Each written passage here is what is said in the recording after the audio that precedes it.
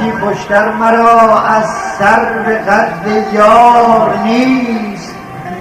نیست آرامش، نیست آرامش اگر آن سر به خوش رفتار نیست. بگسلیدم بند را سرکش شدم، از هر دو کون هیچ زنجیری مرا خوشتر ز زلف یار نیست. یار خود را یافتم با خلق و خوی دلبری، حاجت نیکی مرا از خلق بی کردار نیست. یوسف خود را به قعر چاه خود بشناختم، یوسف خود را به قعر چاه خود بشناختم. ای خریداران متاع ما سر بازار نیست.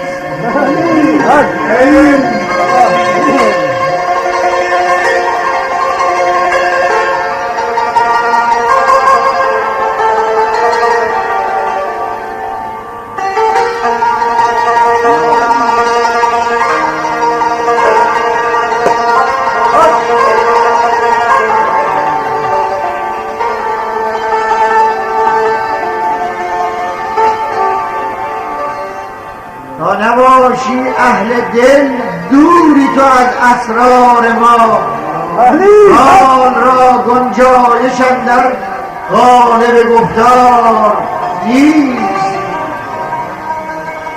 دست از جان شست باید تا که مرد ره شوی، در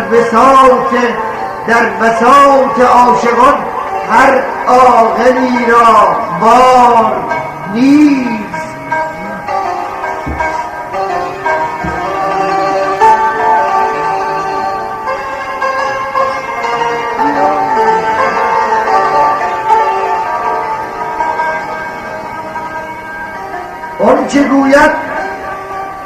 آنچه گوید از پس آیینه میگیرد پیام، تا اثر گردید عارف طالب آثار نیست.